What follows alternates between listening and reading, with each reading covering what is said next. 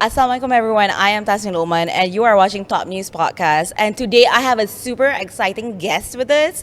It's Pahang. It's a Pahang Exco, okay, you guys? It's Pahang Investment, Industry, Science, Technology, and Innovation Exco. Dato Mohamad Nizar Najib. Hello, Dato. Thank you so much for coming and Yeah, joining hi us on the Tasdev. podcast. Thanks for having me today. Okay, I It's a hope you're pleasure. like chill and setting Yeah, up yeah, for the I've been, interview. yeah, it's good. I think, like you say, we should have it in what the Malaysian santai manner, Yeah, very relaxed. definitely. Probably not too serious. Definitely, like let's keep it real and Yeah, talk about the real issues that's happening in the country, right? And also yeah, in sure, Pahang. I mean, sure. specifically in Pahang, obviously. Yes, yeah, Okay, yeah, so the topic for today is politics meets progress. I love the idea that we want to talk about politics, but also the progress of the Pahang state because yeah. you are obviously there. You are like an assemblyman, so you basically have to be there 80% of the time, right? Okay, Yes, that's so correct. Yes. so maybe like you could just give a take on what your responsibilities of progressing Pahang. Just a quick one so that the audience and our viewers understand. Okay, thank you, Tasnim. That's a very good question to start with. So I'm a member of the Majlis Mesyuarat Kerajaan Negeri Pahang. Okay. So more commonly known as a state ESCO member, but in terms of the Malay language, we use the term Ahli Majlis Mesyuarat Kerajaan Negeri. And I've been entrusted with the portfolio of investments, industry, science, technology, and innovation. Still relatively new to the post. I mean, I've been elected in December, 2nd December 2022, Okay. if I recall, just after the general elections. So basically, my portfolio for the investments in an industry side, my mandate is to attract high quality investments into Pahang. And I'm glad to share that in Pahang, we have very good and able leadership under my boss, which is the Chief Minister, the Honourable Menteri Besar, Datuk Sri Diraja Wan Rosdi bin Wan Ismail. And under his leadership, we've managed to post remarkable economic growth. Our growth in 2023 was 5.2%, Okay. which surpasses the national average economic growth rate of 3.6%. So we have to bring in quality investments into Pahang, high-tech investments or investments which can generate a lot of spillovers into the state so that our people can get good jobs, they can earn a good living, and you can boost all the key sectors within the state, such as manufacturing, agriculture, services, and natural assets. We have like mining, the green economy, and so on and so forth. The other part of my portfolio revolves around science, technology, and innovation. So we don't want to be left out in terms of the digital economy. So that's why we've established entities like Pahango, who's the main steward of ensuring that we use technology and digital to improve our public service delivery. And one of my one of the main things I'm focusing on is to advance the startup scene Okay. in Pahang. So Pahang, under this portfolio, we're interested to advance startups that can bring out new innovation, new ideas, new ways of doing things in key industries like agriculture, manufacturing, green economy, so on and so forth. And we also like to encourage more students to take on STEM, science, Okay. technology, engineering, and mathematics qualifications if we can. So if we do that, I think we can bring up the percentage of high-skilled labor in the long run. Because right now, our percentage of high-skilled labor is hovering about 22%. So, Okay. yeah. That's So statewide. yes, statewide. Okay. So we have to bring that up to the next level, to the same level as what we see in the Klang Valley. Okay. So Klang Valley, they have roughly 30-40% of their workforce is deemed to be highly skilled. So we want to move in that direction. So how do we do that? I think we have to start at grassroots level. Okay. to ensure that everybody takes on STEM. So these are the most sought after and high-paid jobs. Okay. Which It are sounds demanded like market. there's a lot of investment opportunities in Pahang. Yeah. So I'd like to ask, what's the strategy in attracting foreign and also local investors into the state? Yes. In Pahang, we've received a lot of interest actually from investors. I think in terms of strategy, I can share with you we're in the midst of crafting our economic blueprint, Okay. which is called the Pahang Economic Transformation Plan 2030. Oh, Or wow, for short, okay. we call it PAT 2030. It's due to be unveiled in a few months. There's some things we need to finalize with the state government and other stakeholders. But generally, this blueprint will decide what our priorities for the coming 5 years, what we intend to do, and how we allocate our resources in response to that. So for PET 2030, we've decided that True North, what we want to focus on are a few key objectives. One, we've decided we want to be a 100 billion ringgit economy. Oh, that sounds amazing. Yeah, so right now we are at 65 billion in 2023. So between now and 2030, how do we grow the economic pie or chart an economic growth so that we can reach 100 billion come 2030? How to do that? I think we have to focus on high impact, high value projects. Yeah, for example, you can bring if you can bring UAV assembly manufacturer in Pahang, or you can court companies that specialize in EV electronic vehicles, or if you can bring space technology Wow, into, that's into that Pahang. sounds superb. Space technology. in Yeah, Pahang. so we're looking at a list of economic projects that we have in the pipeline. So we reckon that we can get 70 projects to take off. Okay. High impact projects. Yeah? High impact by definition will create a lot of jobs. Yeah, will move us up the value chain, and they will pay high wages. I think we stand a good chance of getting to the figure of being a 100 billion ringgit economy. Okay. And Okay. the ECRL project is expected to be completed soon, in the next 2 to 3 years. That's right. Yeah, you're right. That's one of our key selling points. Yeah. We always tell investors, ECRL is due to be completed end of next year. End of next year. Okay. End of next year. So after testing and commissioning, it will be operational by January 2027. They'll be game changing for us. Exactly. Because what we see is investors, they tend to focus on industrial parks which have good connectivity. Right now, Gebeng in Kuantan is Yeah. the preferred industrial park in Yes. Pahang because of the obvious connectivity. You have Kuantan Port there. There's even going to be a ECRL station there, and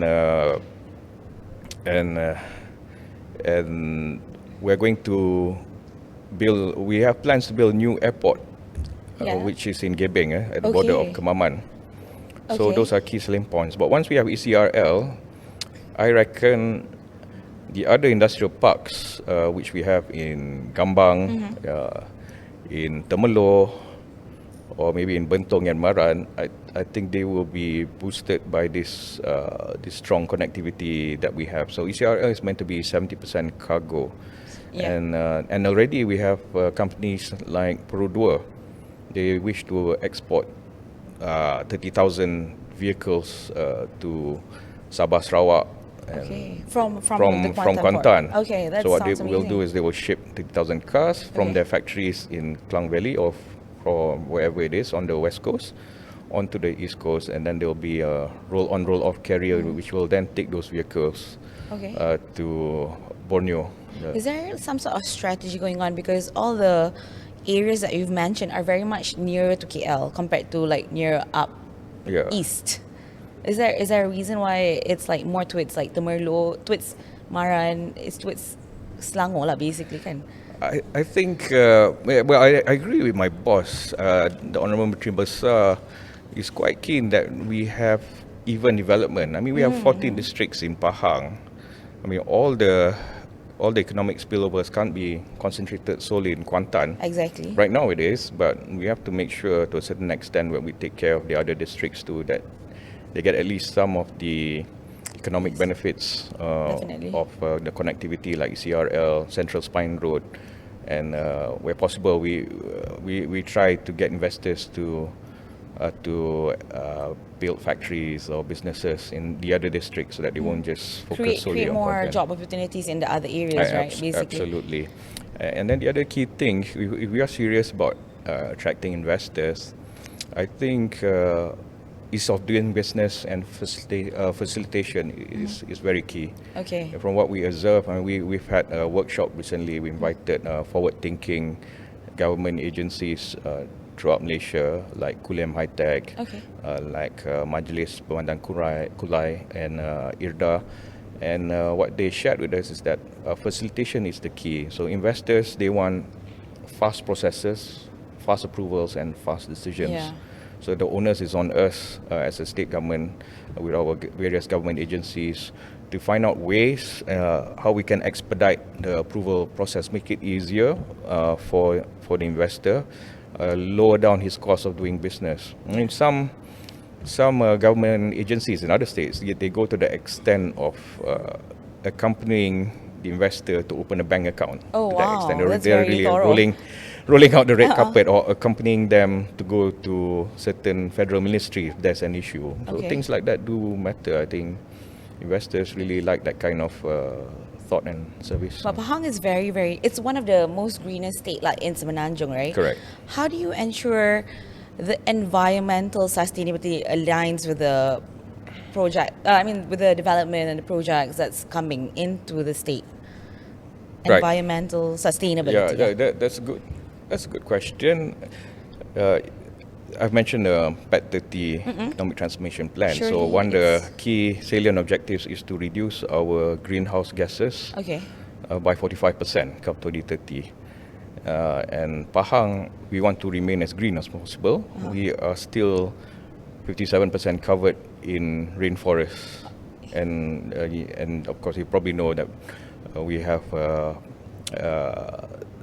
big national parks like Taman Negara, Yes. Lipis. We have our geopark, Yes. and then Tasik Chini is designated as a UNESCO heritage site.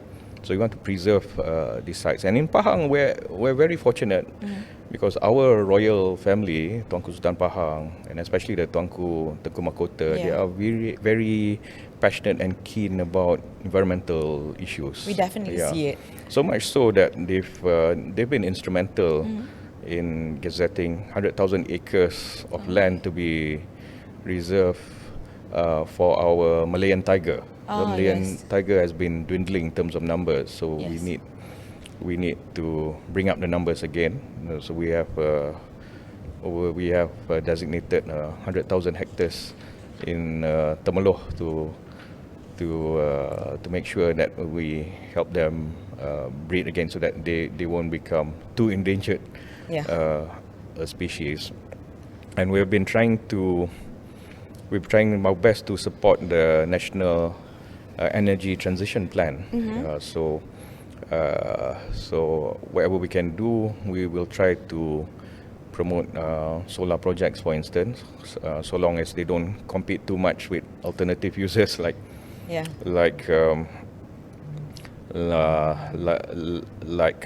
building a farm or industrial land. There's an opportunity cost to solar farms. If you build solar farm, then that means you don't have enough land for agriculture or Yeah. industrial use or for other things.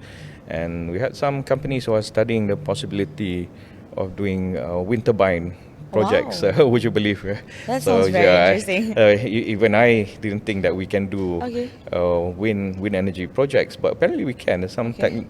technologies. There's some technologies available, and the promoters say that as low as 3 meters, as low a speed as 3 meters a second is viable enough to have a wind turbine project. Wow, that's- But in any case, they have to do their studies, and then they have to do a 6-month wind mast to make sure that the location is ideal for wind turbine. And we have major water bodies. We have Okay. 12 major water bodies that which can use for hydroelectric projects or for pump hydro. So that needs to be seriously looked at. And I mentioned we're quite keen to promote mobility and electronic vehicles investments, but we Okay. have you must have the ecosystem in Of place. course. So we're trying to attract EV charger companies to set up shop. I mean, Throughout there the are a few. whole. Yeah, there's one company who's committed to building 50 EV stations throughout Pahang, and they have a budget of Wow. 200 million ringgit for it. Wow, okay, Yeah, that's very. so again, is the key is how serious are we in welcoming them? We have to make sure that our agencies allocate sites for these companies and make it easier as them as possible in terms of approval. I think like the vision is definitely there. Yeah. It's just the execution, right? And the research. That's right. Like everything else, execution is key. Yeah. Okay, so like we're going on to innovation and technological advancement. So like in today's global economy, right? Like innovation is the key driver for progress. So how is Pahang fostering innovation and development of high tech industries?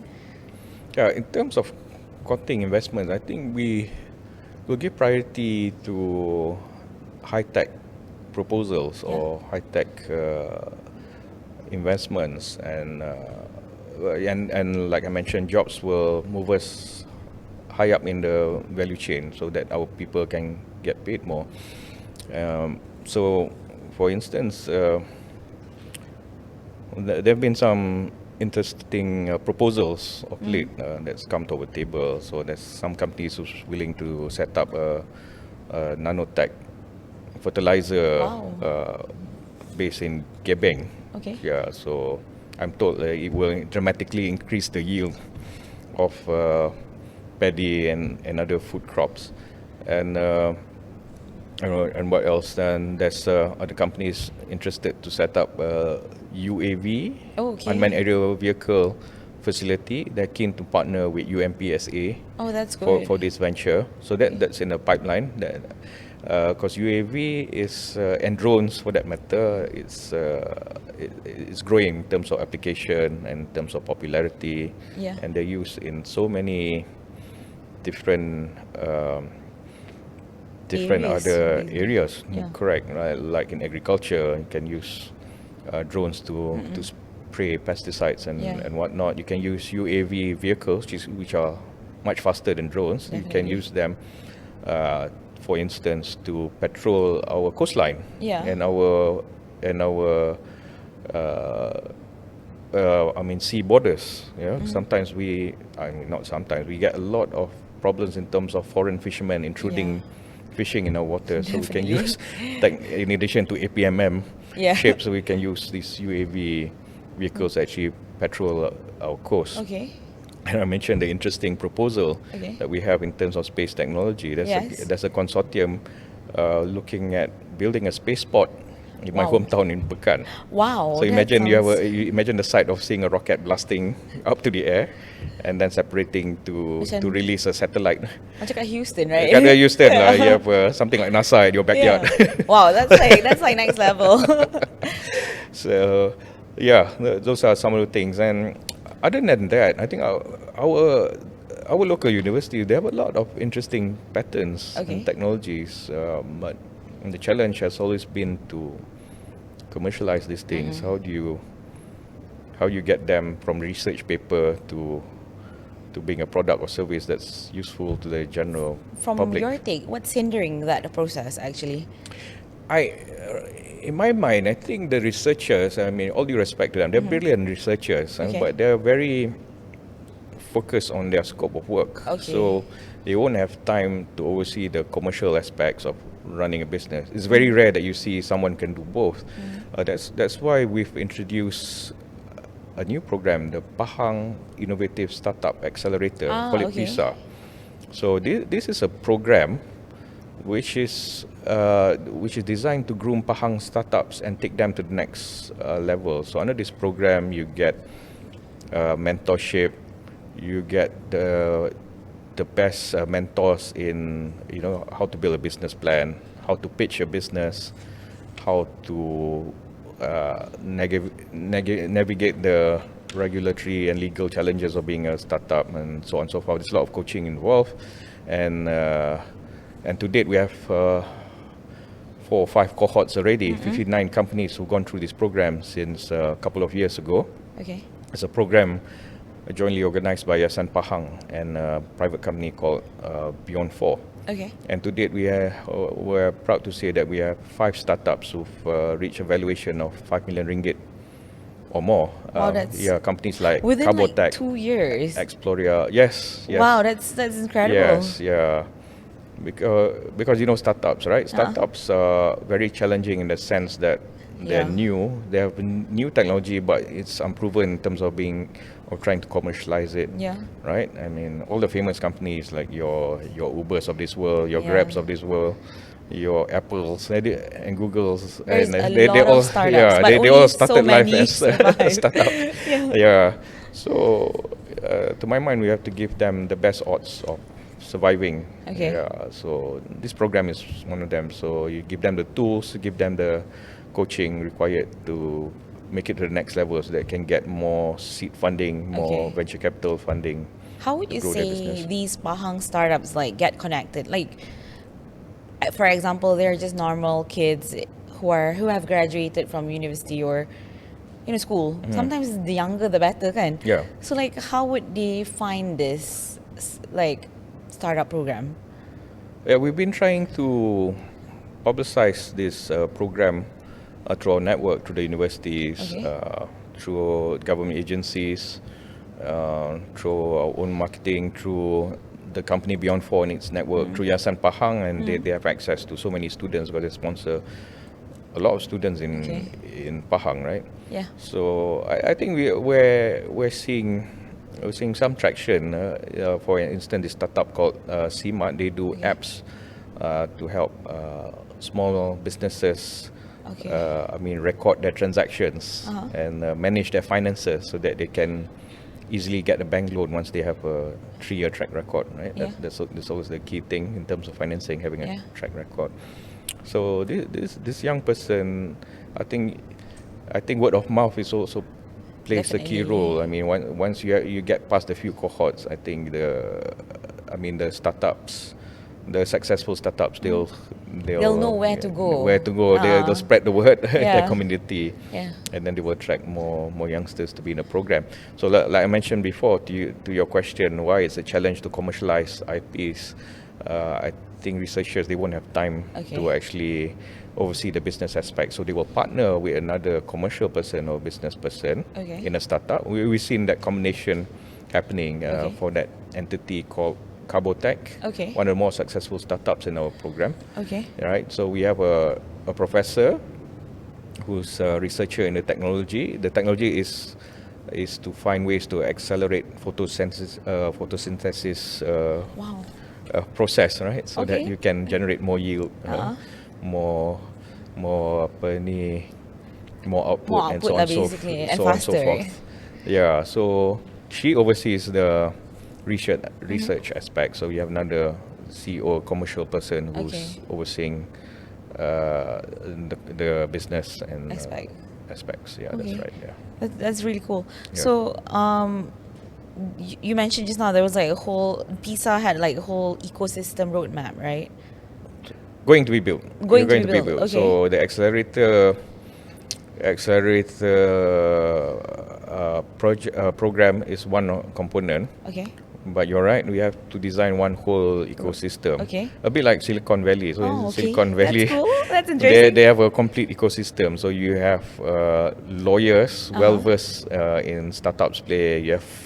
You have a diverse range of funders. You have venture capital, business angels, banks, and other companies willing to invest in startups. Or you have universities who are willing to commercialize their IPs and partner with local startups.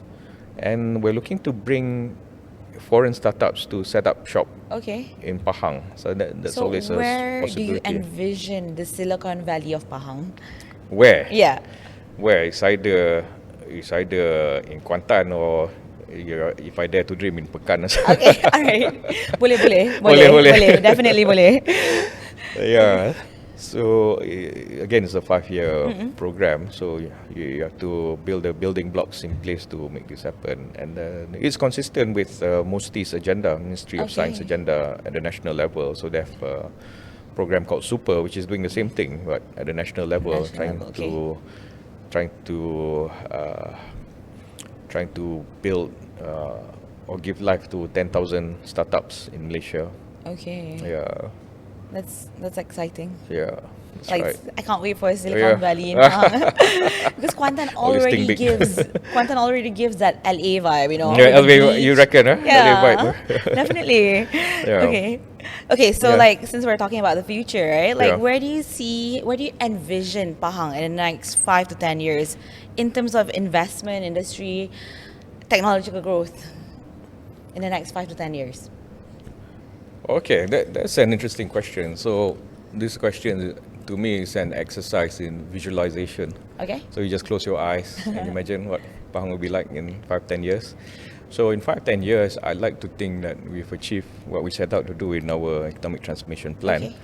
That means we are 100 billion ringgit economy by then, Okay. right? And then our revenue would have doubled from 1 billion to 2 billion ringgit in terms of government revenue.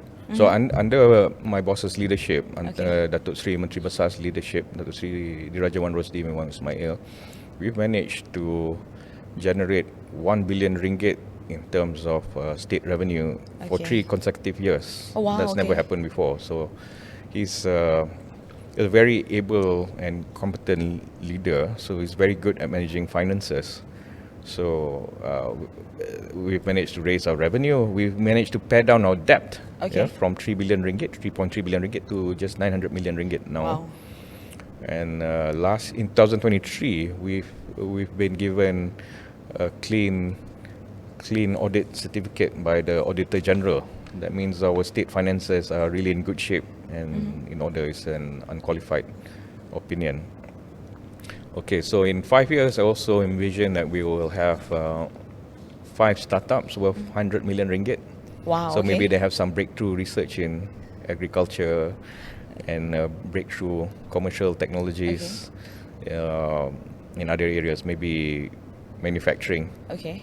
So I envision us playing a big role in the countries, in helping the countries being the backbone of anchoring and solving the country's food security Yeah, I was challenges. just about to ask you that. Like, I love the fact that you're addressing the food security Yeah. issue because, like, that's like going to be the biggest problem, I would Absolutely, say, yeah. heading to the future, right? Correct. And we and Tasnim, we are paying to the tune of 70 billion ringgit a year in terms Yeah. of import bills. Exactly. That's really unsustainable in the long term. Yeah. So we need to be growing Our own to a food. certain extent our own food Yeah. and make it easier for our smallholders to actually contribute Okay. to that effort. So if we had it our way, and every inch of fertile land should be allocated to able modern farmers using precision farming, all this latest IoT Yeah. methods to increase yield. Definitely. And then that nanotech investment is pretty interesting. Yeah. You can have those technologies we brought into play. I think it will dramatically increase our yield. Everything sounds so promising and ideal. Yeah. I know you are from Pahang, but Yeah. like, is there any states that have been like in communication with you guys to, learn from Pahang how you guys have improved the state, like from the leadership of Dato Sri Wan Rosdi as well, to uphold their state as well? Well, I'm sure there's been informal talks, Yeah. discussions with my Menteri Besar, Uh-huh. although maybe not officially. We have some agencies outside actually visiting the state. Okay. Just to have a brainstorming session, sharing session with Pahang State, Yeah. and we exchange ideas. I mean, we learn from them and they learn Yeah. from us as well, and in terms of best practices and what to do. I'm saying this because, Pahang has always been with Amno. Yeah. I'm just like moving a little bit into politics because we Okay. did talk about politics and progress, right? Yes. So like Pahang has been very influential. Amno and Pahang has always been synonymous. So macam Amno is not only Pahang but like nationwide, right? So I'm sure like you guys do share knowledge and skills and practices. Yeah, we do. So how do you think Amno plays a role in being the dominant force in Pahang and also I would say nationwide? Yes. I mean, if you look at our history, in UMNO's history, from Pahang, we've managed to produce three Yes. prime ministers Three prime from ministers. from Pahang, and it has always been a resilient UMNO state. Definitely. I remember back in 2018 when Barisan Nasional lost, Yeah. the only two states left which were Yeah. still dominated by UMNO were Pahang. Pahang and Perlis. Yes. And right now, Pahang and Sarawak are the only states which have not changed their political party Betul. in charge of the government since independence. And of course, Pahang is the only UMNO-led state that hasn't changed hands since 1957. Yes. So it shows the resiliency of the leadership in Pahang that we've managed to hold on to the state to this while. But there are threats. There are people willing to Yeah. change that scoreboard. So we have to do whatever it takes to defend Pahang and make Okay. sure that it stays in UMNO's hands. Uh-huh. But to my mind, there's really no reason to change because I think the current Menteri Besar, my boss, is doing a fantastic job of Okay. managing the state. Okay. I mean, it would be different if we're all sleeping on the job, we don't Yeah. do anything, we just stay at home and then Yeah, and just it's going down relax, the drain, right? let everything go down the drain, like you Uh-huh. say. But I mean, I mean, my boss is working hard. I mean, we're Yeah. all working hard to advance the state. Okay. Sometimes the matter of my boss always says it's a matter of performance versus perception. Sometimes Yes. perception trumps performance. Yes. You've been doing a good job, you're raising the revenue, you've been redistributing that revenue to the rakyat in terms of Bantuan Prihatin Pahang, giving aid to fishermen, agriculture, B40 group, students, and so on and Yeah. so forth. But somehow they create the perception that they It's are not. better, they're more so-called Islamic. I mean, the other side are saying they're so-called Yeah. more Islamic, so deserve a chance Yeah. to take charge of Pahang, but you can't. I mean, that's not enough to go on to lead a state, right? You have to have concrete plans in place. Exactly. Then you deserve to lead a state. But they're just going on perception, telling everybody that kononnya we're less Islamic and all that. But Yeah, but- that's not true. I think we've advanced the Islamic agenda in the state Okay. as much as anyone. For instance, we've built 37 mosques in Pahang. Okay. And then we've introduced new Islamic laws, Okay. like laws to prevent deviant teachings. Yeah, that's really undang-undang important. Tarikat and so on and so forth. So I think there's really no reason to change. But at the end of the day, we have to control the narrative. We have to manage Yeah. the perception Perception. of the state as best we can, so that we remain as the state government, not for the sake of remaining, not for the sake of remaining in government, but so that we can give more back to the people. Okay. Yeah. Okay, you know what? Before we end, Yeah. I just gotta ask this because Yeah. you are the legacy, the son of our former Prime Minister, Dato Najib Razak. That's right. So I'm not going to touch on Dato Najib, but I'm just going to ask you because nepotism has always been discussed. This is not about just politics. Macam business arena is also highly discussed about nepotism. Even like entertainment pun, like people talk about nepotism because anak penyanyi ni whatever. So like in terms of politics for you, how do you view your role within your family's legacy, and also how do you think it has influenced your career? Because we do see your siblings are also in politically active, I would say. Yeah. So, but you're the first exco. Okay. So how is that for you? Right. When you talk about families with generations being involved in politics, and some call it dynastic politics, others may cynically call it nepotism and whatnot. I think that phenomenon is by no means unique to Malaysia. You see it in Singapore. Yeah. You see it in the US. Yes. So you see it in Thailand. I You will see it mention everywhere. families and names. Yeah. You see it in our other political parties as well. Exactly. Be it PKR or PAS, or they all have the same, grappling with the same concept or perception. I think in my case, in my journey, I think politics wasn't forced upon me. My dad didn't say, Nizar, Okay. at some point you have to go into politics. Okay.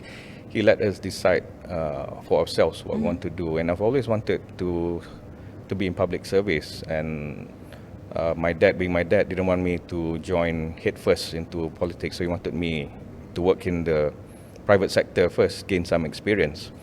Yeah, so my dad's philosophy is that whilst he's still in charge of the party or holding a senior post in government, Yeah.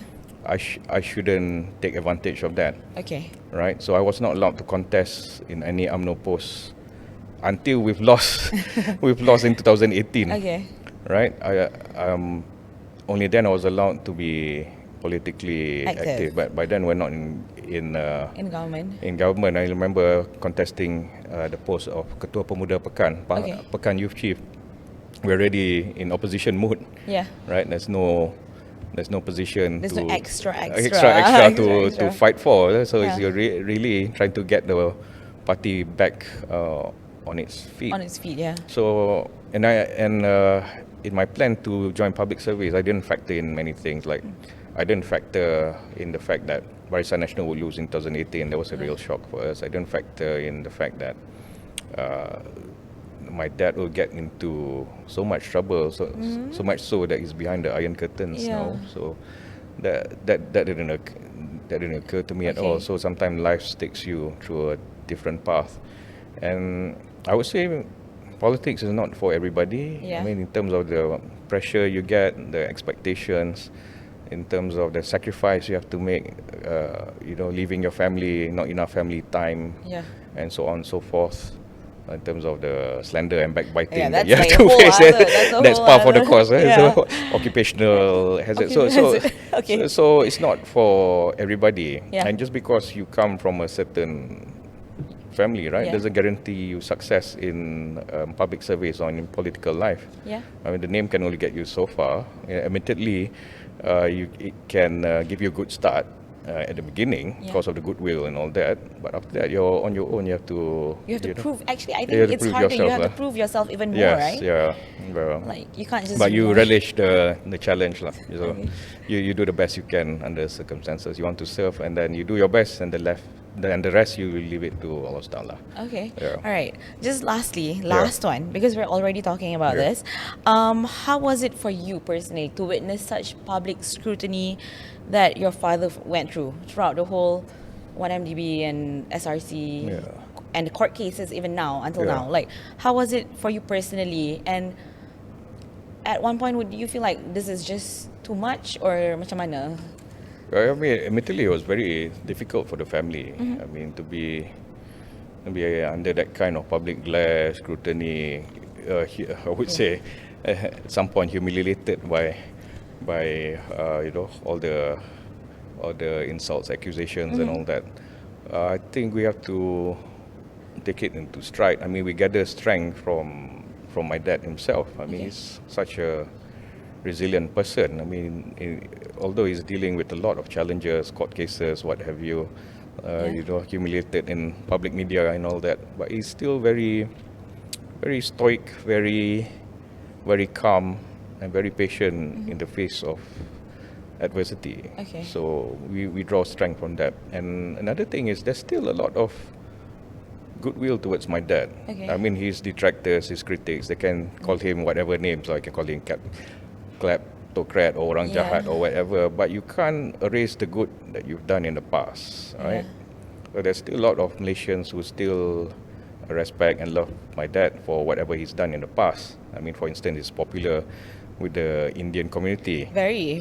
Even some leaders in the other political parties, they quietly say to me that actually your dad has done a lot for the Indian community. And for other Malaysians, for that matter, he's popular with the Orang Asli. Yeah. He's helped them a lot in the past, tried to bring them the development agenda in Pekan and elsewhere in Malaysia.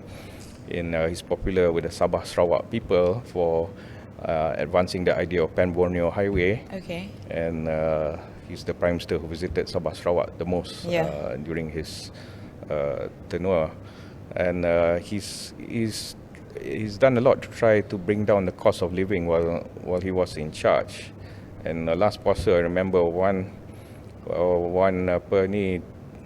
trader at the local bazaar in Pekan came up to me crying to say that, you know, under Barisan National Government, between 2009 and 2018, they introduced BRIM.